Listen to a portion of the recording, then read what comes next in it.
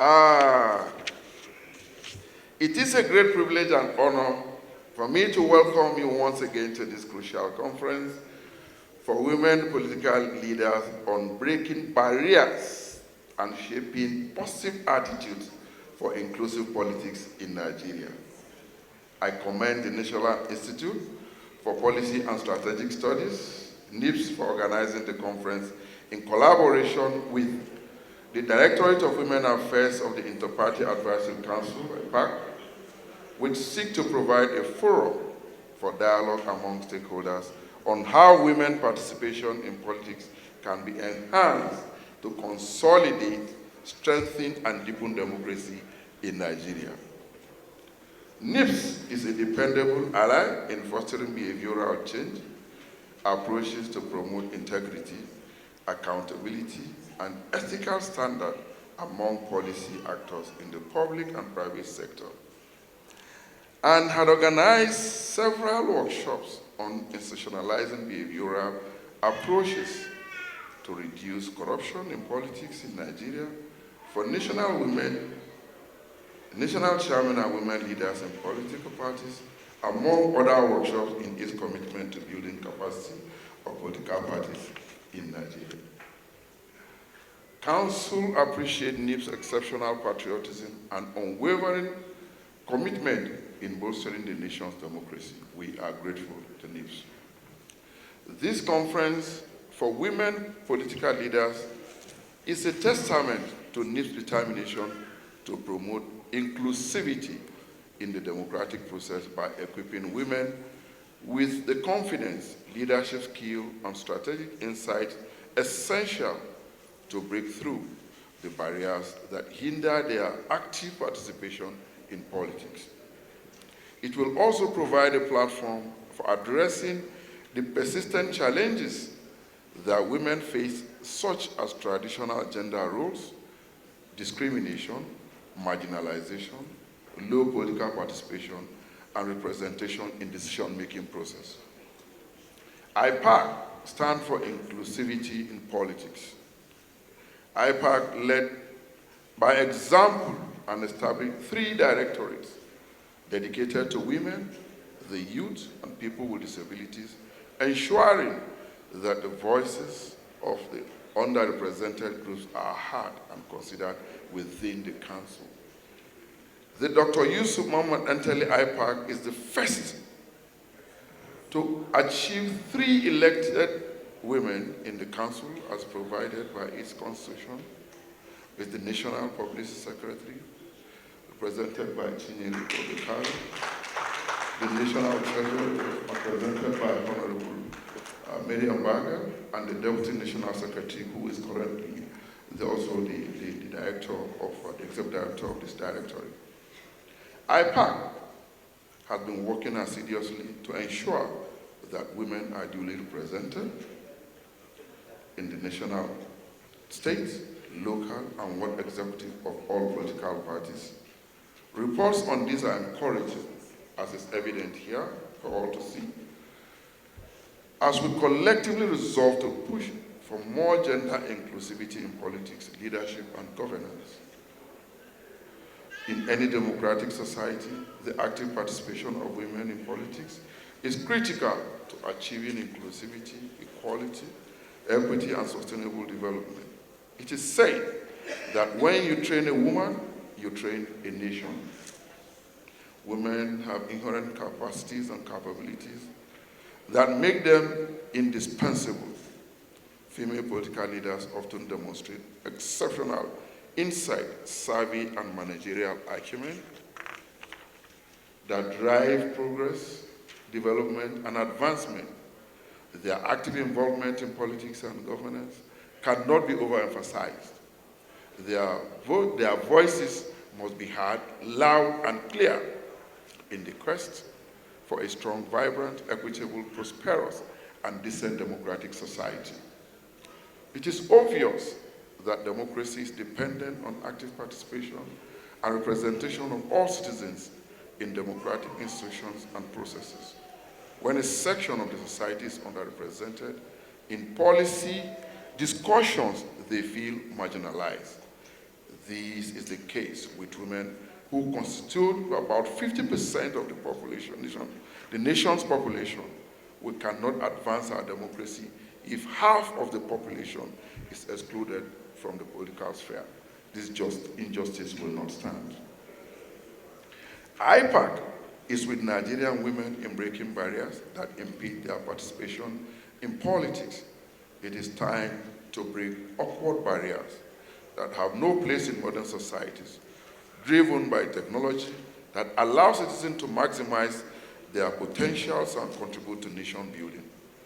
Cultural barriers, stereotypes, poverty, lack of education, violence against women, etc.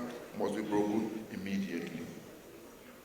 Women's rights are fundamental human rights that were enshrined by the United Nations for everybody and subscribed to by Nigeria as provided for in the 1999 Constitution as amended. These rights include the right to live free from violence, slavery, discrimination, to be educated, to own property, to political participation, health, dignity, and to earn fair and equal wage. It is unfair and unjust to deny women these basic rights because of their gender, particularly right to political participation and representation in decision-making processes. I urge all stakeholders to intensify efforts towards the elimination of all gender-related barriers. Our women shall be free to maximize their potentials and fulfill their destinies, despite there being Nigeria being a patriarchal society. I see the light at the end of the tunnel for gender inclusivity in politics. The political horizon is wide enough to accommodate all citizens. I charge Nigerian women to rise up and take their rightful place in politics and governance. It is time to break the glass ceilings, join political parties of their choice, contest various elective positions, and prove their ability to lead, bearing in mind that power is not given, it is taken. If women do not participate, let me digress. I was discussing with a professor some time back, and I asked him, why is it that those who have the people at heart are not given the opportunity to rule this country? He said, no, you are wrong, Dabo. Nobody gives you opportunity. You fight and break the circle. So you have to fight to break the circle. So if women do not participate in the electoral process, there is no way they can be elected president or vice president, governors or deputy governors, senators, House of Representatives, state legislators, and council members. In the 2023 presidential election, only one female candidate contested the election on the platform of my party here. So she won the presidential party ticket in spite of all odds because she stepped out to vie for the highest office in the country. It was a triumph of courage over intimidation, stereotype, and marginalization. She did not win the presidential election, but she made a point that women could aspire to the highest office in the country. Across the world, many women have broken barriers and glass ceilings in politics to become presidents, prime ministers, senators, national state legislators, military generals, astronauts, and other men-dominated fields.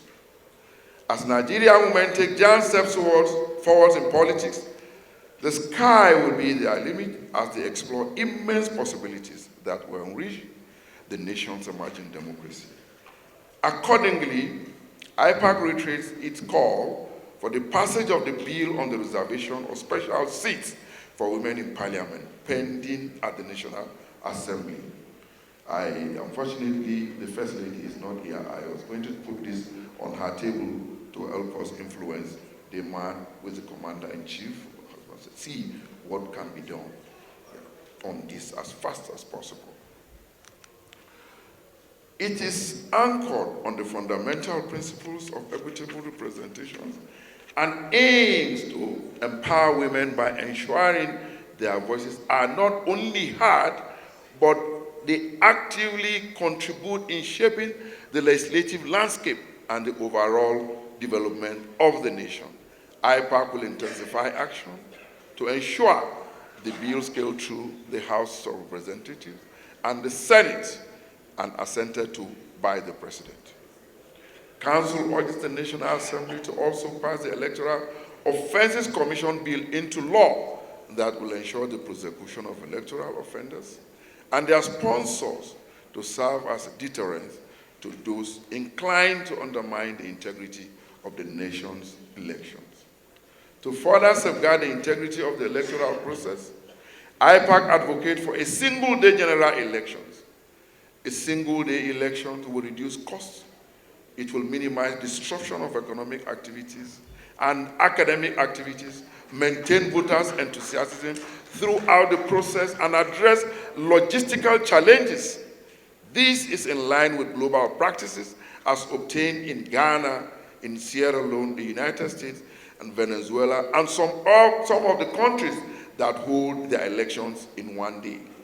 As we embrace more women participation in politics, I join breaking barriers that hinder them and shape positive attitudes for inclusive politics. Our democracy, democratic institutions, and governance will be strengthened. Nigerians will feel the impact of their government at all levels. Power will return to the people on whom sovereignty resides. This is a new dawn. I wish us a robust deliberation. I thank you all for the audience.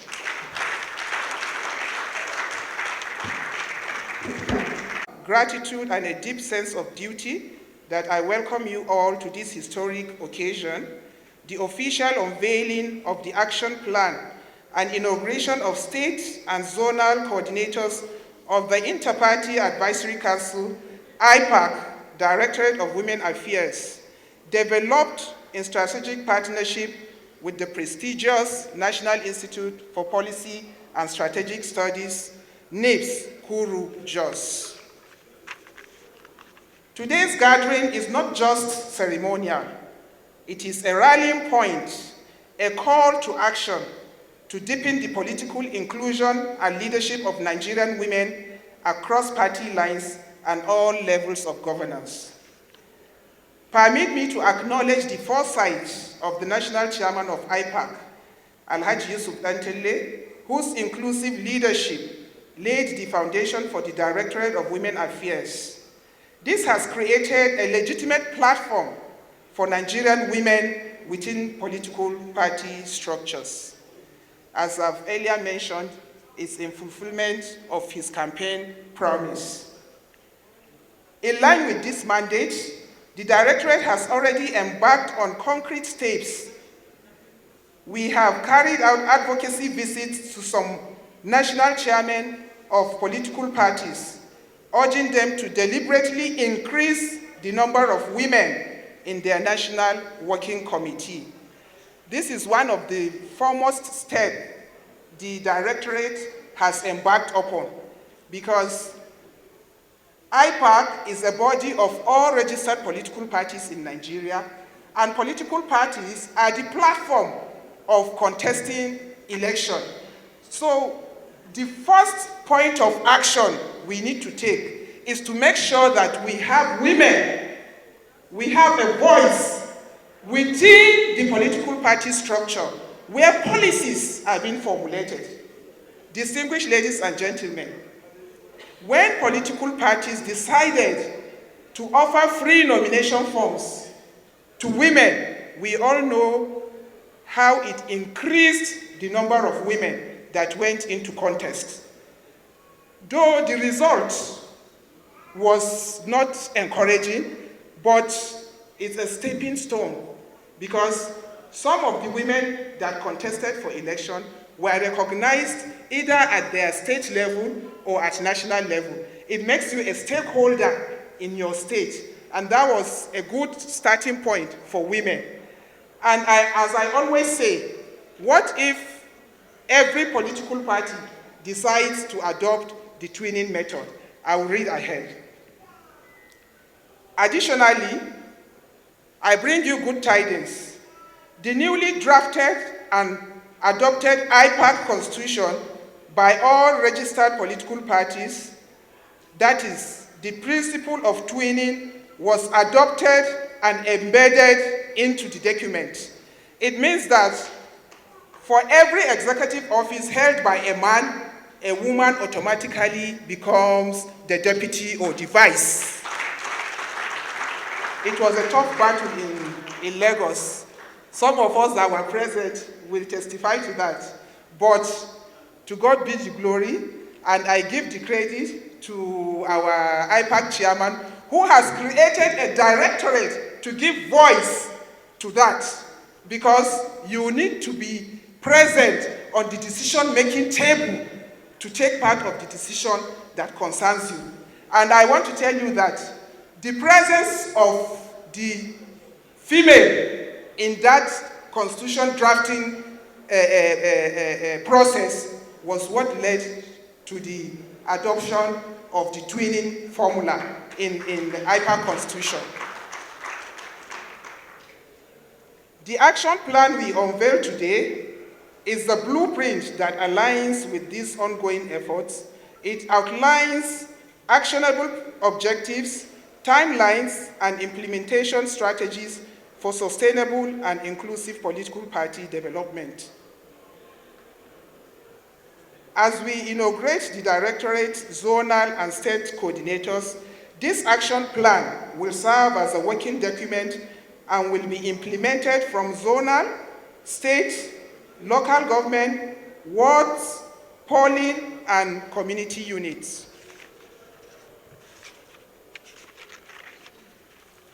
But let me be clear, my dear sisters, distinguished gentlemen, the success of this initiative depends on what happens after today. This plan must not be shelved. No, it shouldn't be business as usual. Enough of conferences, enough of talking, enough of theories. Let us practically practice what will benefit us.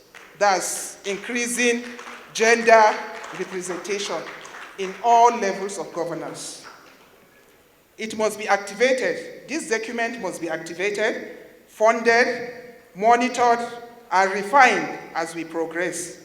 It is a living document, and its validity depends on our collective resolve.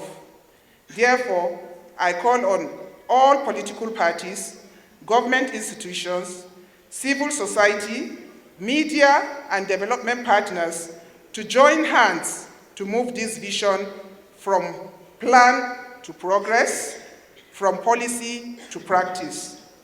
Distinguished sisters, ladies and gentlemen, the twinning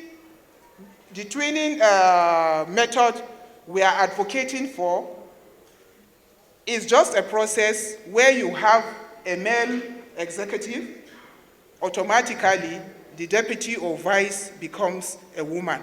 And as I always say, it's the shortest and the most immediate method of dealing with gender underrepresentation. Now my party, APC, has 21 governors. If my party had adopted the twinning formula, we would have had 21 deputy governors, which is 50-50. We have even achieved beyond the 35% affirmative we are asking for. PDP has 11 governors. If PDP adopts the twinning formula, we would have had 11 deputy governors from PDP. And deputy governors are potential governors.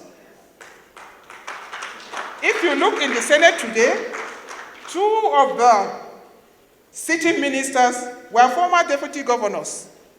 And that means we can start with that, and it's not just being deputies, no. If the woman is the governor, the man becomes the deputy. So it's vice versa. If a political party decides to adopt that as a policy, it doesn't require any first, second, third reading. The bill for the gender bill in the National Assembly will give it a legitimate and backing, yes. But the most immediate method lies with the political parties.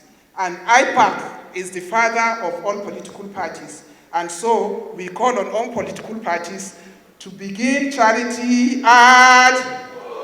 Let charities begin at... Distinguished ladies and gentlemen, thank you once again for honoring our invitation and for standing with Nigerian women. Together, we move from aspiration to action.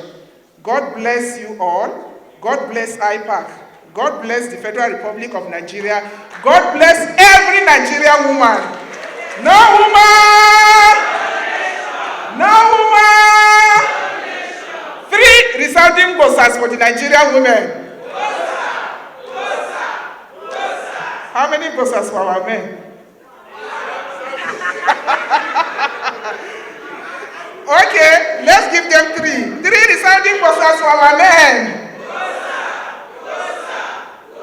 Thank you very much.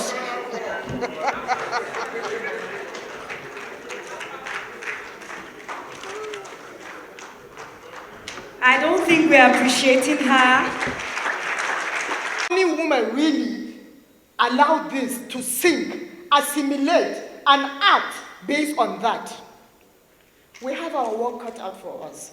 And that is why I say, we don't have she for she.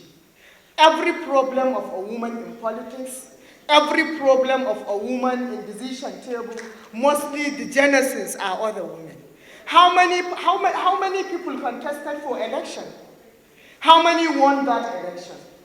Who vote? Women vote. We have to go back to the grassroots. Just like we understand the construct, just like we understand the need for women in these positions, we need to go back and educate our mothers, our sisters, and our daughters at the grassroots. Let them understand that also.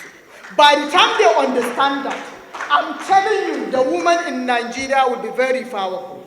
Whether they want to be with us in the closed door meeting that they do, whether they don't want us to be in that closed door meeting, we will still be in that closed door meeting because of our importance, because of our significance, because they know without us, they can't win. We need to build that. We need to recognize that. So for me, I would like to say this. As someone that has been a lecturer, I've been a lecturer for 20 years. As someone that has been in a classroom for about 20 years, more than 20 years actually. As someone that teaches students women education. As someone that is a strong advocate for girl-child education, I have seen it all. If you want researchers on the need for women in politics, on the need of women on the decision table, I can give you so many references that you will get tired of reading. We have all this documented, readily available. But for us, it's not about the policy. For us, it's not even about the researchers. For us, it is about the implementation. What should we do different to ensure that we are seeing different results? We've been talking this agenda for how long? We've been talking it for a long time.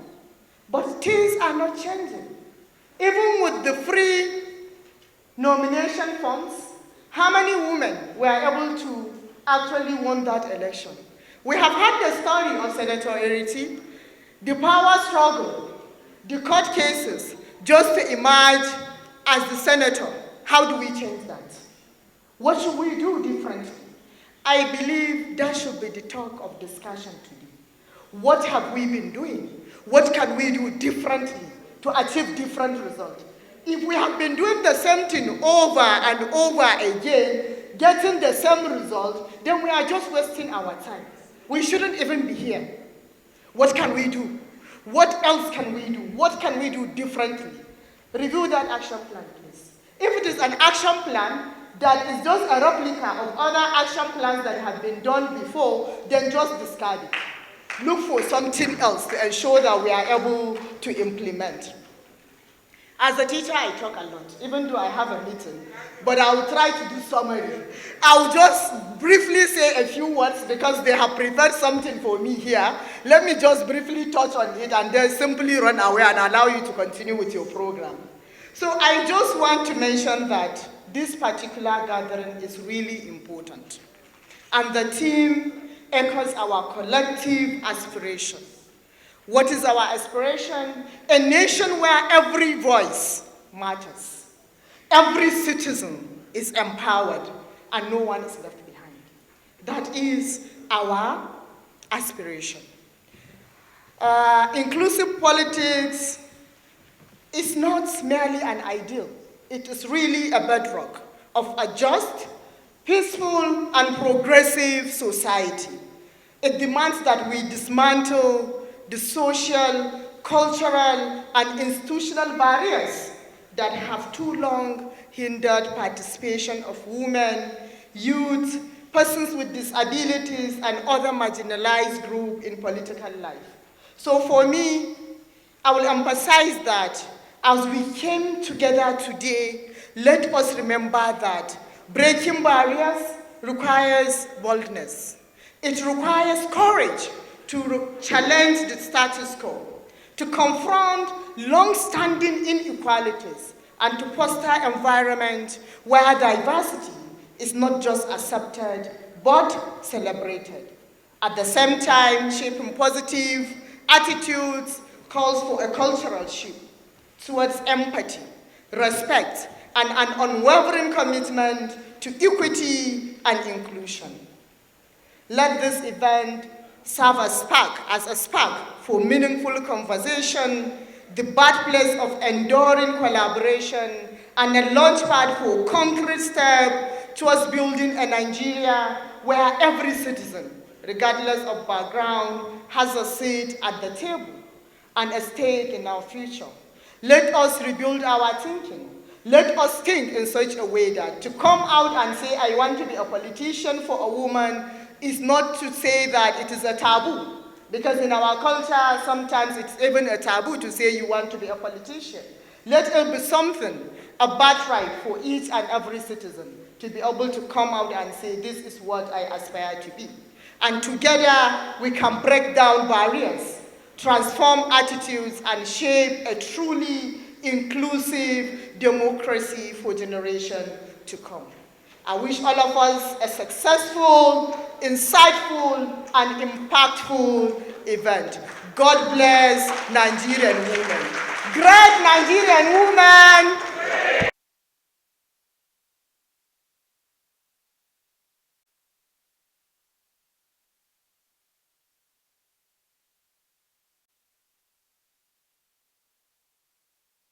Landscape, women continue to confront structural and attitudinal barriers. Yet, where women lead, communities thrive. It is encouraging to see growing momentum and a renewed sense of purpose among women who are determined not just to be included, but to lead with impact. I must also acknowledge the men who are supporting us on this journey. President Bola Ahmed Tinubu, GCFR, for championing gender representation at the national level, and my principal, Prince Dapo Abiodun, CON, Governor of Ogun State, for his consistent support of women through inclusive appointments and opportunities. That this conference is convened under the auspices of the Inter-Party Advisory Council, IPAC, is particularly significant. It reminds us that the push for inclusive politics transcends party lines. It is a national imperative that demands collective commitment. I commend the National Institute for Policy and Strategic Studies and all partners for creating this space where bold ideas and courageous voices can be heard. As Deputy Governor of Ogun State and one of the few women holding such office nationwide, I am not only aware of the challenges women face, but I am actively working to change the landscape. In Ogun State, we are deliberate about giving more women seats at the table, ensuring that competence is matched with opportunity. I remain committed to mentoring the next generation, pushing for policies that open doors, and challenging outdated perceptions that limit progress. Our roles must not be symbolic, they must be strategic, and they must deliver results. Let us all, men and women, move beyond rhetoric and drive the structural changes needed to make inclusive leadership our new reality. I wish you impactful deliberations and lasting outcomes. Thank you.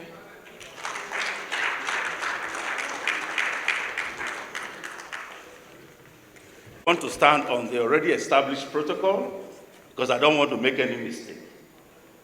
Today is the day of women, and the men have to be very careful because we are overwhelmed by the crowd. But I'm so impressed with the quality of the women who have come here today. The Alumni Association is honored to be invited to address this important occasion, focused on breaking down the barriers and shaping positive attitude of inclusive politics in Nigeria.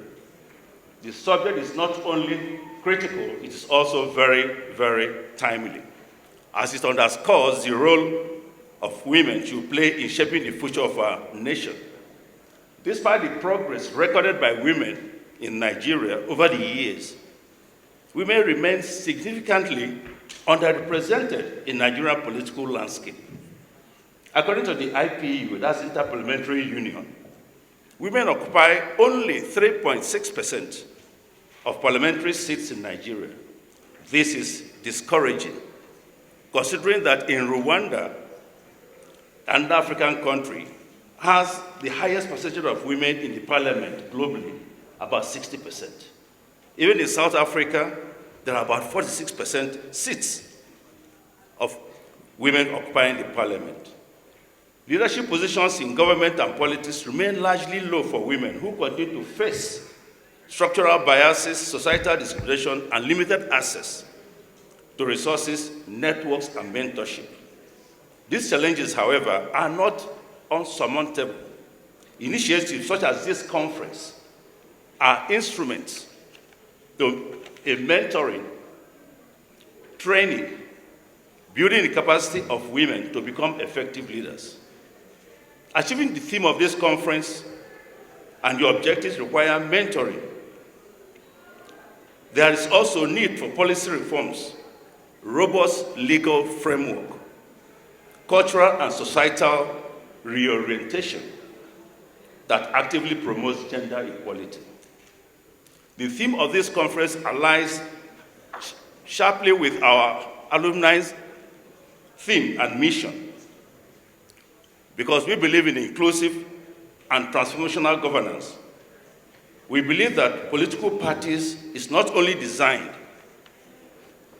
it's also very essential to make progress for women, bringing unique perspectives, experiences, and insights that greatly enrich our political discourse and decision-making.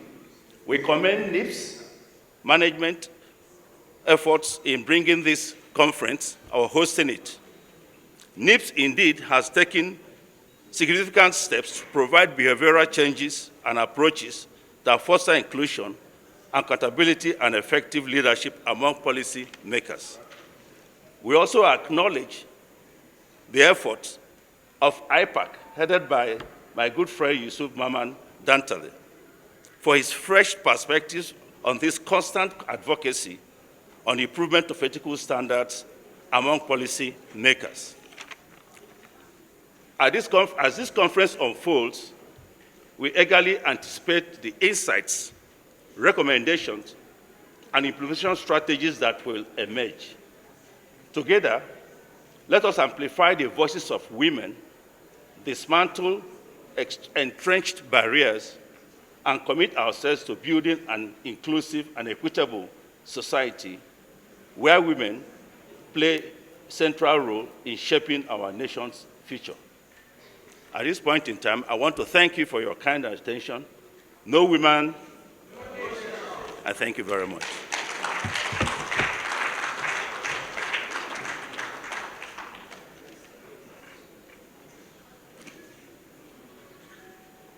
You can't force any political party, but it will be good if you can encourage them to include women in all aspects, in the executive. In labor right now, we're trying to put together structures. And I'm insisting, if the chairman of the board is a man, the secretary must be a woman. The deputy must be a woman. None of this woman leader only and deputy woman leader. We are done with that. Secondly, we cannot just talk about women inclusion. We must work for it. We must fight for it. We are supposed to be the giant of Africa. I have to tell you something. The world has moved on. I just got back from Uzbekistan, where I had to go. Guess why? Even though I did not know where Uzbekistan was, I did not want to go. But because the world has moved on, no country's delegation is complete without a woman. Please, how many female senators are there? If the other three cannot go, or if I didn't go, then it means Nigerians cannot vote its full complement of votes. The world has come to the point where no delegation is complete without a woman. So where will you find the women when you don't elect them, when they are not part of the process? So things must change. We got there. There were female speakers from other countries. Everybody came there to showcase their women inclusion. We were struggling to put a woman on our delegation. Not good enough for the giants. Now, I must tell you something that happened just in March. The 35% gender inclusion bill has gone to first reading. This May, hopefully, it will go to second reading. Now, what I require from every woman, go to your representative, both your senator and your House of Rep member, or else they will kill it. This is the first time I think it's actually going to first reading. So there's progress. It must pass because the 74 special seats is a constitutional amendment, which means that after the National Assembly passes it, 28 state assemblies must accept. So we can, maybe if we try, get it through for 2027. But even if we don't, let that 35%, which can happen, if it passes National Assembly, I know the president, who is gender-friendly, will sign it into law. Now that means all parties and everybody must bring out 35%. Please, it is not just about saying you want. You have to do something to get it. Are you all listening to me? Women then must go out of their way and support women. I support women regardless of party. If I find a woman running anywhere against a man in my party, I will vote for her, I will work for her, I will make sure she gets elected. And that's what everybody needs to do. Forget party. You have one party. It's called the Women's Party. So please, I'm not going to take up any more of your time. Just everybody go and meet your representative and tell them, you must support the women bills, or else you cannot have my vote. And the women vote, it matters. The bulk of the voters are women. We have to be a strong lobby group. We can't just ask. We must demand. We must make. That is how it's to go. So, no woman, no nation. Great Nigerian women, I salute you. Thank you very much.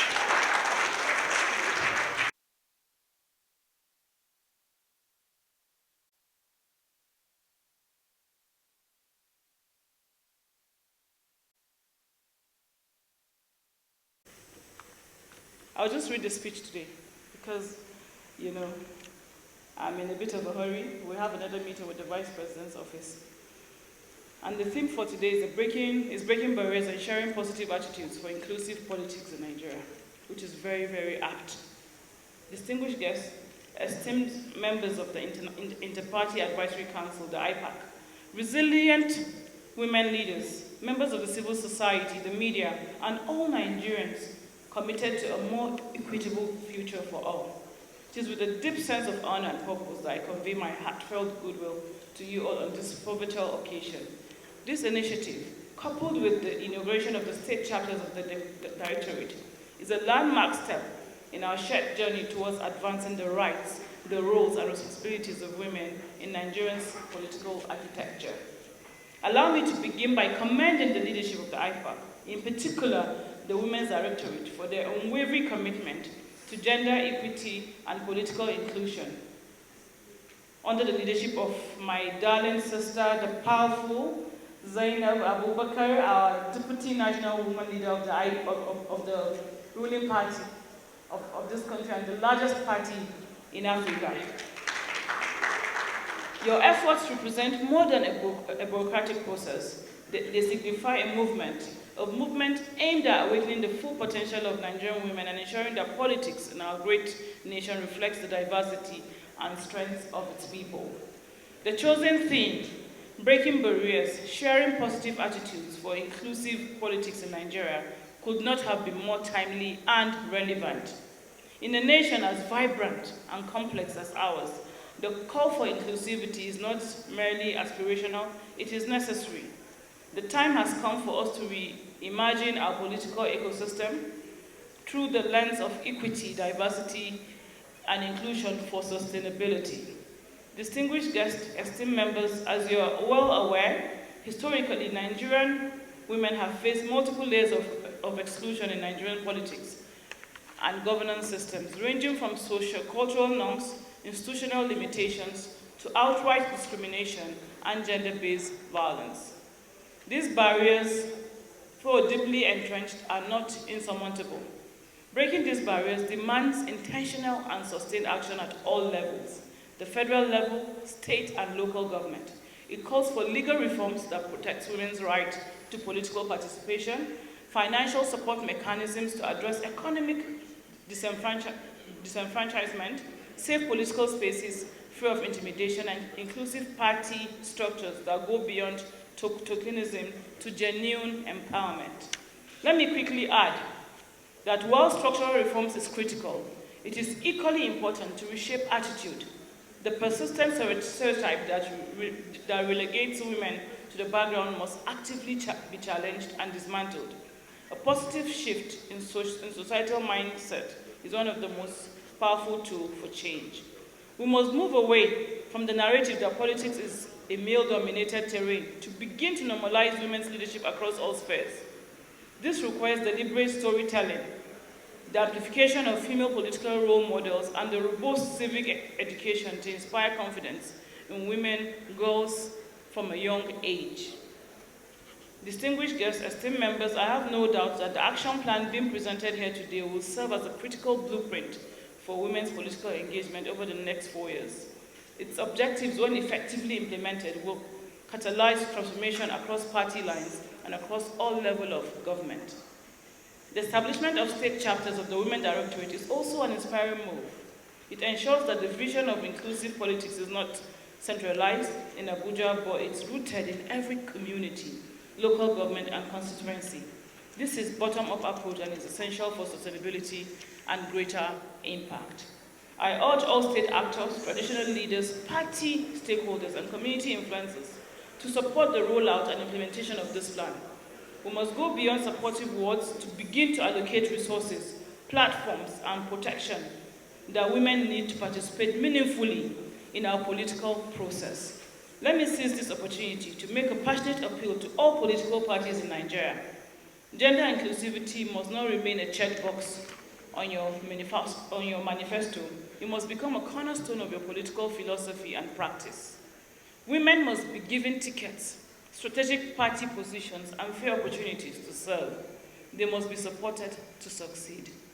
For me, the Inter-Party Advisory Council, as the umbrella body for all registered political parties, has a moral and strategic obligation to lead this charge.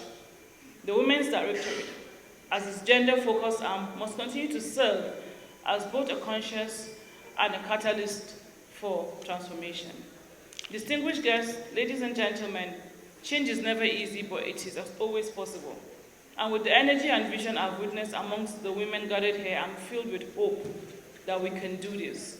Let us remember that inclusive politics is not a favor on women, it's a duty to democracy, and is a catalyst for national development. Nigeria cannot move forward when half of its population is left behind, and nobody can work, or no country can thrive working on one leg. On behalf of the Federal Ministry of Women Affairs and His Excellency President Bola Ahmed Tinubu, GCFR, I extend my sincere congratulations to the IPAC Women's Directorate on these bold steps forward. We stand ready to work with you and win with you and work with you. I thank you all for listening. May God bless you all, and may God bless the Federal Republic of Nigeria.